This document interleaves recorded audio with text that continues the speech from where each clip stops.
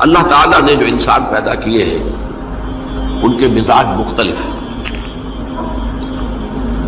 ان میں کچھ لوگ ہوتے ہیں جو قوی ہوتے ہیں ارادے کے، جو فیصلہ کر لیا ڈٹ گئے. کچھ لوگوں میں وہ قوت ارادی اتنی مضبوط نہیں ہوتی، وہ ادھر ادھر سوچتے رہتے ہیں. کچھ لوگ جسمانی طور پر بہت توانا ہوتے ہیں، کچھ لوگ جسمانی طور پر پیدائشی طور پر کمزور ہوتے ہیں. تو اگر کوئی قوت ارادی کمزور رکھنے والا شخص ہے، وہ بھی تو اللہ کی تخلیق ہے، اللہ کا بندہ ہے، خطاؤں کا ظہور ہو جاتا ہے، توبہ کرتا ہے، پھر کچھ عرصے کے بعد پھر خطا کا ظہور ہو جاتا ہے، پھر توبہ کرتا ہے. تو ہم تو یہ سمجھیں گے کہ ایک حد کے بعد پھر اس کی توبہ قبول نہیں ہونی چاہیے. لیکن حدیث سنیے. وعن ابی ہریرہ رضی اللہ تعالی عنہ قال قال رسول اللہ صلی اللہ علیہ وسلم ان عبدا اذنب ذنبا، یقیناً ایک بندہ جو ہے وہ ایک گناہ کرتا ہے. فقال، پھر وہ کہتا ہے رب، اے میرے پروردگار، اذنبت فاغفر لی، مجھ سے گناہ ہو گیا ہے، مجھے معاف فرما دے. فقال ربہ، تو پروردگار یہ کہتا ہے اعلم عبدی ان لہ ربا یغفر الذنب ویأخذ بہ، میرا یہ بندہ یہ جانتا ہے کہ اس کا ایک رب ہے جو گناہ معاف بھی کر سکتا ہے اور سزا دے بھی سکتا ہے. کیا مانی ہوئے؟ گناہ اس نے کیا ہے لیکن جانتا ہے اللہ کو کہ وہ معاف بھی فرما سکتا ہے، تبھی تو وہ اللہ سے معافی کی درخواست کر رہا ہے. اس کے اس جاننے کی بنیاد پر، اس کے اس علم کی بنیاد پر، اس کے اس ایمان کی بنیاد پر فرمایا غفرت لعبدی، میں نے اپنے بندے کو معاف کر دیا. ثم مکث ما شاء اللہ، پھر وقت گزرا جتنا کہ اللہ نے چاہا. ثم اذنب ذنبا، پھر اس سے گناہ ہو گیا. فقال رب اذنبت ذنبا فاغفر، پھر کہتا ہے پروردگار مجھ سے گناہ ہو گیا، پھر مجھے معاف فرما دے. فقال ربہ، اللہ فرماتا ہے عالم عبدی ان لہ ربا یغفر الذنب ویأخذ بہ، میرا بندہ ہے نا جو جانتا ہے کہ اس کا ایک رب ہے، ایمان باللہ اس کے اندر ہے، تبھی تو پکار رہا ہے. اور یہ بھی جانتا ہے کہ وہ گناہ معاف بھی کر سکتا ہے اور چاہے تو پکڑ بھی سکتا ہے، سزا بھی دے سکتا ہے. تو فرمایا، اللہ تعالیٰ فرماتے ہیں میں نے فرمایا کہ میں نے معاف کر دیا. ثم مکث ما شاء اللہ، پھر ایک عرصہ گزرا اس کے بعد. ثم اذنب ذنبا، پھر اس نے گناہ کیا. قال رب اذنبت ذنبا آخر، اس نے کہا پروردگار میں نے تو پھر ایک اور گناہ کر دیا، فاغفر لی، مجھے بخش دے. فقال اعلم عبدی ان لہ ربا یغفر الذنب ویأخذ بہ، میرا بندہ جانتا ہے نا کہ اس کا ایک رب ہے جسے وہ پکار رہا ہے، کہ وہ جانتا ہے کہ اسے اختیار حاصل ہے کہ چاہے تو بخش دے اور چاہے تو پکڑ لے. اس کے اس علم، اس ایمان کی بنیاد پر میں نے اسے معاف کر دیا. ایک اور حدیث، میں نے چونکہ اس گفتگو کے لیے ان احادیث کا تفحص کیا ہے، یہ تو بہت ہیں حدیثیں، میں نے ان میں سے کچھ چنی ہیں. ہمارے بعض واعظ ناصح وہ بھی کسی شخص کو روکتے رہے، برائیوں سے روکتے رہے، نہیں رکتا تو کہیں غصے میں آ کے اللہ تجھے کبھی معاف نہیں کرے گا. یہ کتنا بڑا جرم ہے، اس کا اندازہ کیجئے اس حدیث سے. تم میرے بندے کو میری رحمت سے مایوس کر رہے ہیں، کتنا بڑا جرم ہے، اس کا اندازہ کیجئے. یہ مسلم شریف کی روایت ہے عن جندب، حضرت جندب رضی اللہ تعالی عنہ سے، ان رسول اللہ صلی اللہ علیہ وسلم حدث، کہ اللہ کے رسول صلی اللہ علیہ وسلم نے ایک واقعہ بیان کیا. ان رجلا قال، کہ ایک شخص نے یہ کہا واللہ لا یغفر اللہ لفلان، کہ خدا کی قسم اللہ تعالیٰ فلاں شخص کو کبھی معاف نہیں کرے گا. وَأَنَّ اللَّهَ تَعَالَى قَالَ، اس پر اللہ تعالیٰ نے یہ فرمایا منزل نزیت اللہ علیہ، یہ کون ہے جو میرے اوپر حکومت کرنے والا آ گیا، جو میری طرف سے حکم لگا رہا کہ میں کبھی معاف نہیں کروں گا؟ منزل نزی، کون ہے وہ شخص؟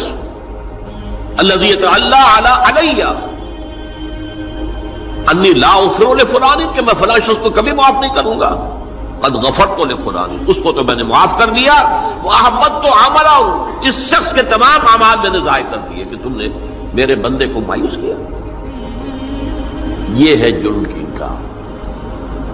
تو توبہ کی دعوت دیتے رہو، توبہ کے لیے لوگوں کو آمادہ کرتے رہو، توبہ جو ہے اس کے لیے ترغیب دیتے رہو، اللہ تعالیٰ معاف فرمانے والا۔ اب آخری حدیث سنا رہا ہوں، یہ تو بہت ہی عجیب حدیث ہے اور متفق علیہ، یہ بخاری اور مسلم دونوں میں۔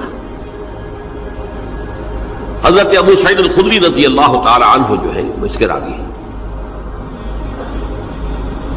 حضور نے فرمایا کانا فی من کانا قبلکم رجل قتل 99 نفسا، تم سے پہلے جو امت تھی بنی اسرائیل، گویا کہ ان کا ذکر ہے، اس میں ایک آدمی ایسا تھا جس نے 99 قتل کیے تھے۔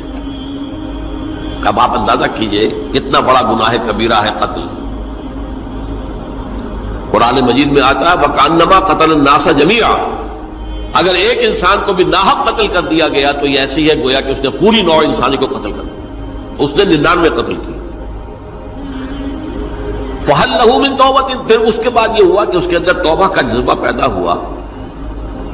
فَسَأَلَ عَنْ أَعْلَمِ أَهْلِ الْأَرْضِ، تو اس نے پھر سوال کیا، لوگوں سے پوچھا کہ زمین میں رہنے والوں میں کون سب سے بڑا عالم ہے؟ فَدُلَّ عَلَى رَاهِبٍ، تو اسے بتایا گیا فلاں راہب فلاں جگہ پر ہے، وہ بہت نیک ہے، بڑا عالم ہے۔ فَأَتَاهُ، وہ اس کے پاس آیا، فَقَالَ أَنَّهُ قَتَلَ 99 نَفْسًا فَهَلْ لَهُ مِن تَوْبَةٍ، انہوں نے کہا دیکھیے راہب صاحب، میں نے 99 انسان قتل کیے، اب مجھے یہ بتائیے کہ میرے لیے توبہ کا کوئی امکان ہے؟ فَقَالَ لَا، انہوں نے کہا نہیں۔ فَقَتَلَهُ، اس نے اس کو بھی قتل کر دیا۔ فَكَمَّلَ بِهِ 100، اپنی سینچری مکمل کر لی، مطلب 99 کے بعد ایک کی کسر تھی، اس کو بھی قتل کیا، 100 پورے کر لیے۔ ثُمَّ سَأَلَ عَنْ أَعْلَمِ أَهْلِ الْأَرْضِ، پھر اس نے پوچھا کوئی اور کوئی بڑے عالم انسان ہو۔ فَدُلَّ عَلَى رَجُلٍ عَالِمٍ، پھر اس کی رہنمائی کی گئی ایک بڑے عالم شخص کی طرف۔ فَقَالَ إِنَّهُ قَتَلَ 100 نَفْسٍ، تو اس نے وہاں جا کر کہا کہ میں 100 انسان ہلاک کر چکا ہوں، قتل کر چکا ہوں۔ فَهَلْ لَهُ مِن تَوْبَةٍ، میرے لیے توبہ کا کوئی امکان ہے؟ فَقَالَ نَعَمْ، کہا کیوں نہیں، 100 قتل کیے تب بھی کیا ہے، توبہ کا راستہ دروازہ کھلا ہوا، مَا لَمْ يُغَرْغِرْ، جب تک کہ وہ گھنگرو نہیں بج رہا، اس وقت تک تمہارے توبہ کا دروازہ کھلا ہوا ہے۔ فرمایا نعم، وَمَن يَحُولُ بَيْنَهُ وَبَيْنَ التَّوْبَةِ، تمہاری توبہ کے درمیان اور تمہارے درمیان کون حائل ہو سکتا ہے؟ توبہ کا دروازہ کھلا ہے۔ لیکن ساتھ ہی کہا انطلق الی ارض کذا و کذا، اب تم ایسے کرو جہاں تم رہتے ہو وہاں نہ جاؤ واپس، وہاں کا ماحول اچھا نہیں ہے، معاشرہ اچھا نہیں ہے، ہو سکتا ہے کہ تم توبہ پر قائم نہ رہ سکو، تم فلاں جگہ چلے جاؤ، وہاں اچھے لوگ آباد ہیں، ان میں جا کر رہو۔ فإن بها اناس یعبدون اللہ تعالی، وہاں ایسے لوگ آباد ہیں جو اللہ کی بندگی کرتے ہیں۔ فاعبد اللہ معہم، تو تم ان کے ساتھ مل کر اللہ کی بندگی اور پرستش کرو۔ ولا ترجع الی ارضک، اپنی زمین کی طرف اپنے وطن میں واپس بن جاؤ۔ فإنها ارض سوء، وہ بری جگہ ہے۔ فانطلقا، تو وہ چل پڑا، ہجرت کر رہا ہے، اس جگہ جا رہا ہے جہاں کا راہب نے بتایا تھا۔ حتی اذا نصف الطریق، جب آدھا راستہ اس نے پورا کر لیا، اتاہ الموت، موت آ گئی۔ فاختصمت فیہ ملائکۃ الرحمت و ملائکۃ العذاب، اب وہ جہنم کے فرشتے بھی آ گئے اس کی جان قبض کرنے کو، اور جنت کے بھی آ گئے۔ فقالت ملائکۃ الرحمہ، رحمت والے جو فرشتے ہیں جنت والے، انہوں نے کہا جا تائبا مقبلا بقلبہ اللہ تعالی، یہ شخص توبہ کر کے اللہ تعالیٰ کی طرف ہجرت کر رہا تھا، اس لیے اس کی نیت کی بنیاد پر اب یہ جنتی ہے، لہذا اس کی روح ہم قبض کریں۔